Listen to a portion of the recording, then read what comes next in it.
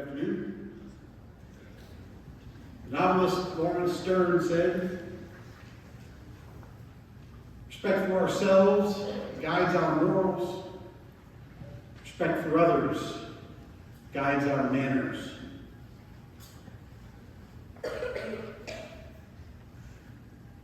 Our country today is steering itself towards normalizing the crass, the unfeeling. Young people who are respectful, like Emily Tristan, are going to be essential for maintaining our culture, our cultural norms, and our future.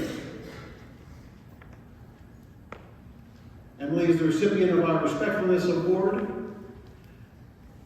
Starting Sunday, she'll get to put that to the test, and she has to travel with her classmates for 10 days. We'll see how she does. Respectfulness goes to Emily Tristan.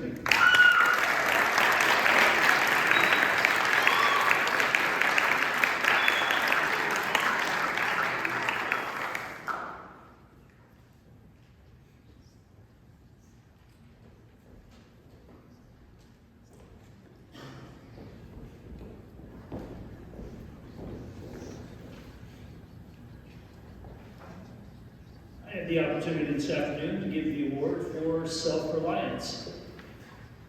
And this is one of my favorite aspects of our code of conduct, and I think the person receiving this award is being recognized for being able to handle a multitude of challenges and difficulties with aplomb. Now don't get me wrong, I like all of the codes of conduct, and they all contribute to a complete person, and that's really the whole point, isn't it? But a self-reliant person quietly goes about their business with a calm confidence that allows them to be successful and does not infringe on others' ability to succeed. A self-reliant person is one who knows when to ask for help or when to listen to advice or coaching. And our award winner is so calm, so easygoing, and so confident that often her ability to shine is taken for granted. But it shouldn't be. She's an accomplished student, an excellent musician, and a tireless runner. The Self-Reliance Award for the third trimester goes to Violet Fenton.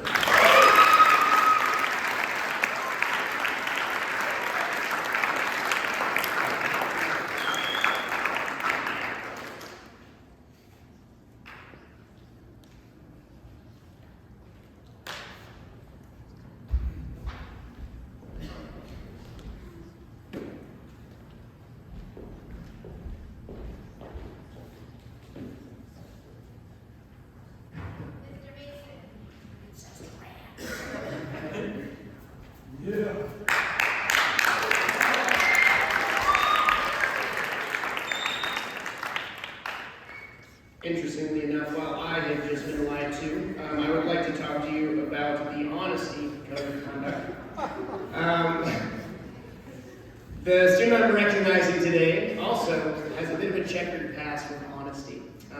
Last year, they were very honest about being unprepared for my tests, and at times dishonest about the source of their papers. But this year, which is what we're discussing now, this student has used rampant honesty as a whetstone to sharpen their skills and their resolve. They have been honest about the struggles that they have had in their past, and they have made an honest effort every day to improve on past mistakes and missteps. They have been honest with others when they have been falling into the same mistakes that this student has made in the past. They have made an honest effort to lead those around them, to help those who are struggling. And these efforts have been directed at both middle school and high school students. Kira, you have done the hard part of taking an honest, critical eye to the mistakes you've made. In the days to come, I hope that you honor our honest and well-earned praise, because I have no doubt that you will be receiving a lot of it. I hope while you still continue to grow into the best version of yourself, that you take time to be honest about the extraordinary student and young person that you've become through what is honestly some pretty tough circumstances. So with that, I would like to recognize Kira Ogilvie for her example.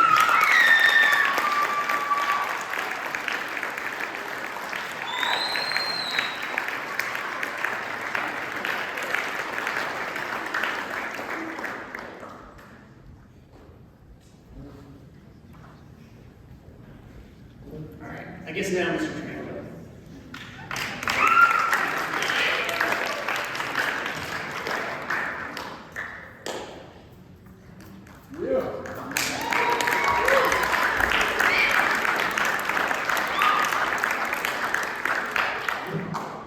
Got ahead of myself a little bit earlier. Right, when coming up with this speech idea, one of the first things that came to my mind was a quote by a former staff member, "Life happens on random Tuesdays." I'm sure a couple of my classes, I brought that up recently, and I'm sure you know where that came from. A few of you remember where that quote came from. One of the ways that I like to interpret that is life isn't always about the big important dates, the things that we remember or that we plan on way in advance. It's just not about that big research paper, that presentation, senior project, that's been looming over you for the last couple of months. So much of what matters in life is the day-to-day grind and how you handle that. Certainly that's a key aspect of my personal grading philosophy when it comes to my class.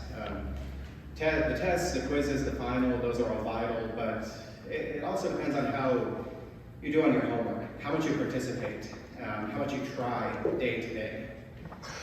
The person that we chose for work ethic very much demonstrates that consistency and sets him apart from a lot of his peers.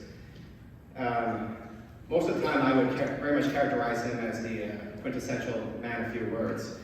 But when it comes to doing the work day after day, there are a few people that I've encountered who are so utterly consistent and dependable no matter what kinds of assignments I've thrown at him. And sure, he can tell you I've thrown a couple of interesting assignments his way. Your third trimester code of conduct recipient for work ethic is Tosh Landry.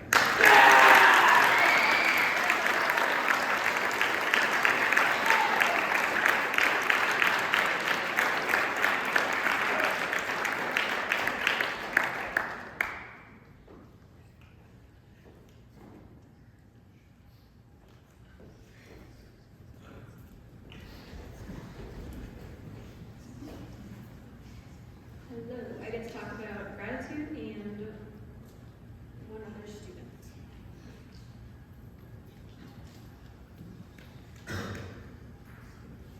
So if y'all had me, you know that I had to write advice to the next set of kids that get to have me in whatever class you just had with me. So if you were there for that.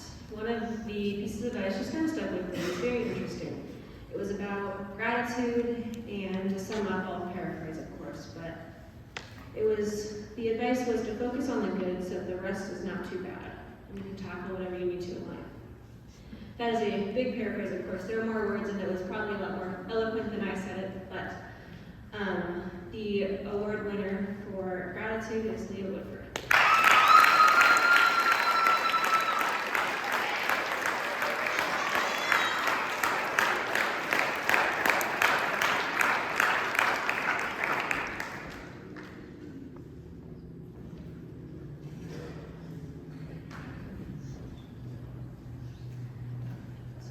So, responsibility, what is it, right? We've heard a lot of words, a lot of terminology thrown around, right? Turn your stuff in, do your homework, pass your tests. But I think it goes past that. I think it goes past, junior year was really hard, at least when I took my junior year at my school. You have jobs, classes, clubs. You have to keep yourself mentally sane, physically sane, healthy in general. You know, there's a lot of aspects to what is healthy, how can you be a whole person. So, I think that this student definitely embodies just accomplishing what needs to be done and not pushing responsibilities to the side. When things are overwhelming, this person advocates for themselves and they communicate. When they need to find a balance, they say, hey, Ms. Warren, I don't know, there's so many things going on, I need to figure out what to do. But things don't slip through the cracks. So, congratulations to you, Gianna.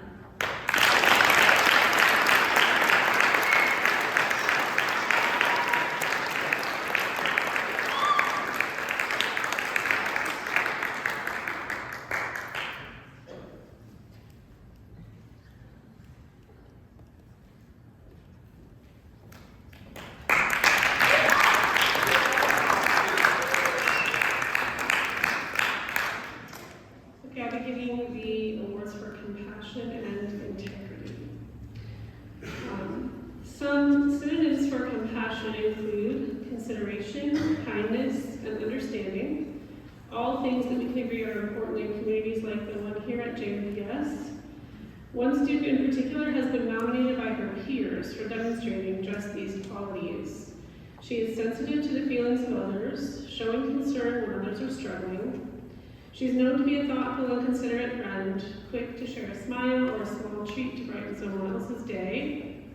Her compassion also comes through in her singing, which we were all able to enjoy during yesterday's choir performance. She's the kind of person that quietly changes the atmosphere of whatever place she happens to grace, and we are glad she happens to be here. The award for compassion goes to Leah McClure.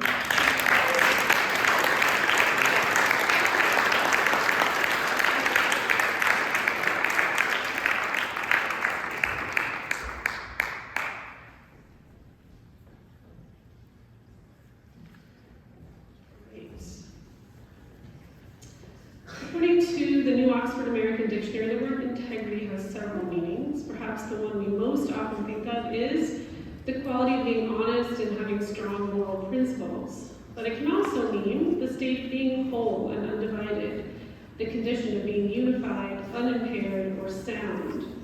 In fact, this second definition is related to the word integral, which means necessary, essential, or fundamental.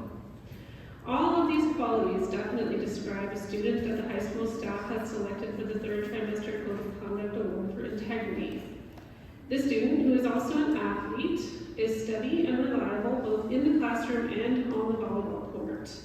She is a conscientious student, completing her work thoroughly and in a timely manner, and she was certainly an integral part of the state volleyball team during this volatile past season, when partnerships had to shuffle on almost a weekly basis. Sometimes she did not know until she arrived at a match who she would be paired with, but she took it in stride and stepped up to the challenge, always with a terrific attitude, which was an awesome example to the other players and truly an encouragement to her coaches. The award for integrity goes to Nicole Letcher.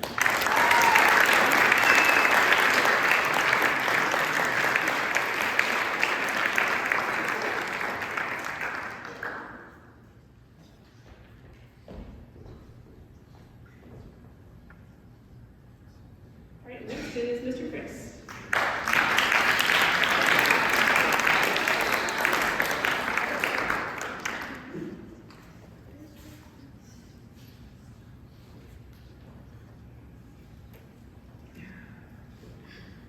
Amiability. Amiability as an attribute, especially in regards to this particular student, makes me think of people who are strong enough to be gentle, not people who believe that strength is derived from being cruel and unfeeling or abrasive. No, this gentleman is truly the epitome of a gentle man. You're going to guess who it is. I guarantee you. If you haven't guessed who it is already, you're not upset. You know who it is. If you go to the school here, you know who it is. I'm still going to talk about him vaguely for a moment. This student I have only seen as friendly and outgoing, even at times where life can be challenging, as a student and as a young man growing up. But I've only ever seen him with a smile on his face, with open arms, being welcoming and inclusive to his underclassmen, being respectful towards his upperclassmen, and treating his peers with respect. Ever since the first time I met him, when he came onto the drumline field at drumline camp in 7th grade, till now, before he graduates, Carson Carter has been the perfect example of amiability. Exactly what I think of when I think of the word friend. Carson is born to be a friend, and he will always be a friend to anyone he ever meets. Carson, I swear we're working on getting you on the payroll as our resident hype man. I'm working it out. But until then, you're just going to have to take the award. The Code of Conduct recipient for amiability is Mr. Carson Atticus Clark.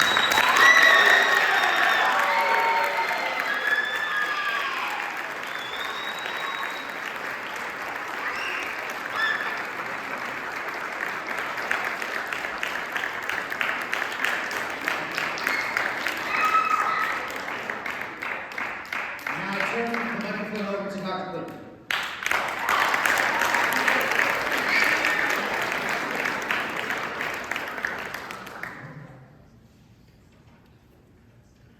All right, I will be presenting the Courage Code of Conduct Award for the third trimester. It takes courage to grow, not physically grow, but to grow in character, to grow in ability, to grow in maturity, and to grow emotionally. Essentially, it takes courage to grow as a person. It's safe to stay the same. It's comfortable to just let things be as they have always been. But staying safe limits your opportunities. After all, if nothing ever changes, then nothing will change. When we have the courage to push ourselves out of our comfort zone, we learn something about ourselves. We learn that we have new passions. We learn that we have new abilities or talents. We become more than what we were before. In short, we grow. Life is a journey of growth and discovery, but that growth requires the courage to push ourselves out of our comfort zones so that we can discover what we are truly capable of achieving. The winner of this trimester's Courage Award goes to an individual who is learning and growing and, thankfully, sharing his talents as a musician with us, because he has the courage to push himself outside of his comfort zone. Congratulations, Jonathan Black.